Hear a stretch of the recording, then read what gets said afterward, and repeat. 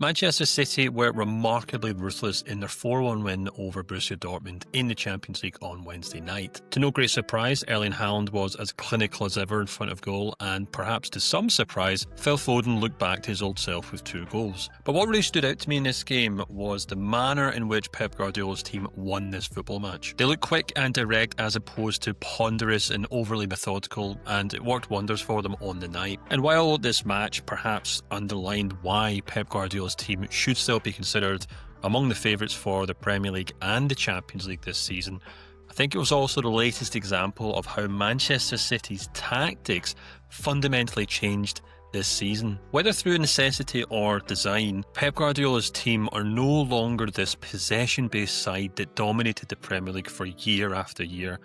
And when we take a look at the stats in this video, I'll hopefully be able to explain to you how that has changed this season. Much has been made of Haaland's incredible goal-scoring form this season and the manner in which Man City are perhaps over-reliant on the Norwegian striker to continue winning them games almost single-handedly. And to a point, it does seem entirely justified. After last night's goal, Haaland has now scored more goals in all competitions this season than the rest of Man City's entire squad. When we actually throw assists into the equation too, it means that Haaland has now either scored or created 70% of Man City's Premier League goals this season.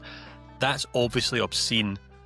But what if it was by design? So much of modern football is about systems and players fitting into larger plans that allow teams to be better than the sum of their parts. But not every club has a player like Haaland, who remains on course to finish his career with more Champions League goals than Cristiano Ronaldo. So if any manager has a player like that on their team, a truly generational talent, doesn't it make sense to rip up the rulebook to get the very best out of him?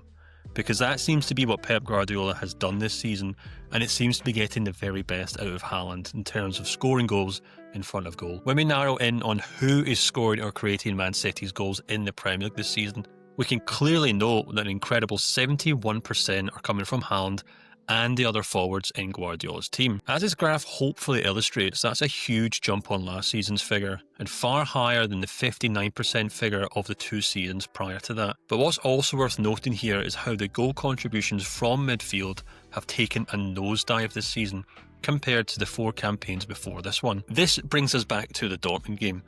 As opposed to in the past where Man City would have had 4 or 5 technically gifted midfielders perched on the opposing box, Man City funneled every attack on Wednesday night down both wings to Savinho on the right and Jeremy Doku on the left, with Foden supporting Haaland in the middle of the pitch. This lines up with the team's Premier League stats, which point to Man City's passes per attacking sequence falling from a high of 5.58 2 seasons ago to 4.69 this season. Now, admittedly, they're still the highest in the English top flight, but that means Pep Guardiola's team are making 16% fewer passes per attacking move. And it's that slight tactical and statistical shift that stands out when we take a look at how Guardiola's midfielders are playing this season and compare it to how they played last season. When we plot Man City's main midfielders last season and this season based on how many successful dribbles and how many touches in the box they averaged per Premier League game, we can see how much things have changed in the last 12 months. Last season, Guardiola's midfield was made up of Bernardo Silva,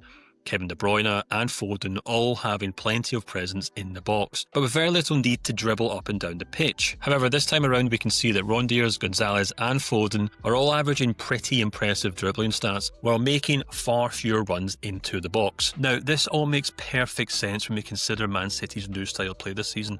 In previous years, Guardiola could rely on midfielders like De Bruyne, Silva, Rodri, Gundogan, and these players, through possession-based tactics, could really pin opposing teams back into their own half. But this season it feels like Guardiola has forgone all of that just in an attempt to get the ball to Erling Haaland in the box as quickly as possible. Whether all this is by design or simply through necessity remains to be seen. Perhaps when Rodri does finally return to full fitness, Man City will have the muscle and technique to once again dominate across the pitch. But for now, Guardiola, to his credit, has found a system that bypasses his team's need to play possession football, and in return is actually getting the very best out of the world-class striker he has up front. And it'll be interesting to see how far this new system and these new tactics can take the club in the Premier League and the Champions League this season.